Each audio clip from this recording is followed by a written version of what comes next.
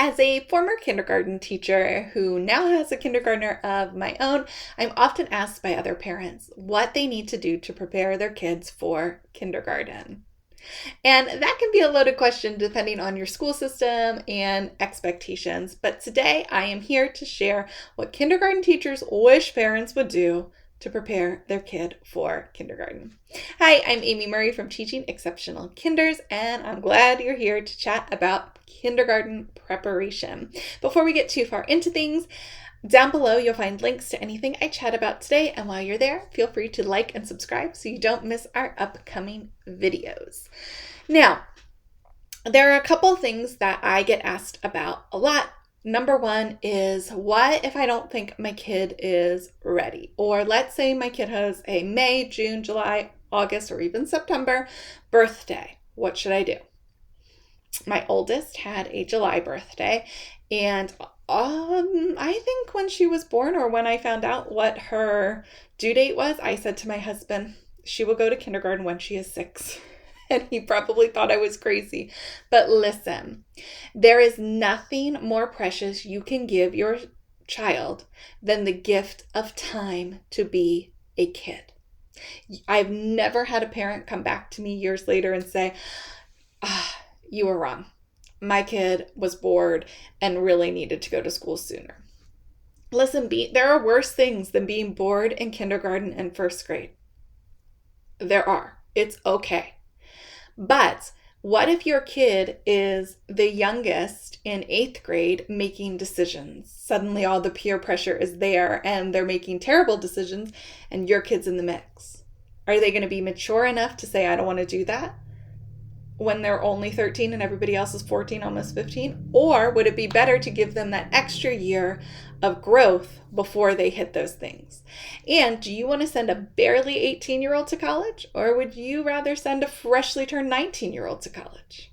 These are all things that you have to weigh what's right for your family, but I promise you there is nothing better than giving your kid the gift of time. All right, so now, what does your kindergarten teacher wish your kid could do before school? Number one, recognize their name, both when I call their name and in print. They don't have to be able to read, but being able to find their name in the classroom is a huge ability that some kids don't have when they get to kindergarten.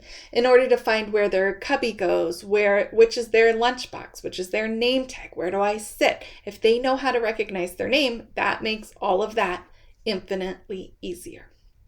And the other thing is that's super important are self-help skills. Can they do buttons? If they can't, please don't send them in buttons. Can they zip up their pants? Can they take their shoes on and off? Can they get their coat on and off by themselves? How about their hat? Can they zip and unzip their backpack and put a folder in and out? Those motor skills may not sound like a big deal, like can't the teacher just help them with that? But when there are 20 other kids in the class who also can't zip or unzip their backpacks, think of how long it's going to take the teacher to go around and do all of that. If your kid can do it, it is one less thing the teacher has to do. Along that same idea is lunchtime. If your child's going to be eating lunch at school and you're packing a lunch, please practice opening that lunchbox, opening the containers that you're going to send their food in. Can they get to them themselves? How about their lunch or their juices? Please don't send those Capri Suns or juice pouches. They're a mess.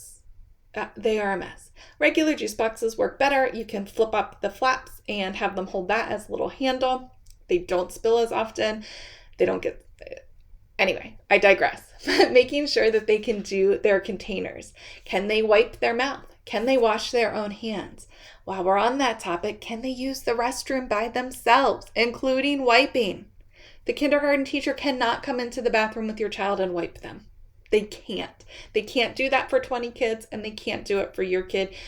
It's just not a possibility. So we need them to be able to do that.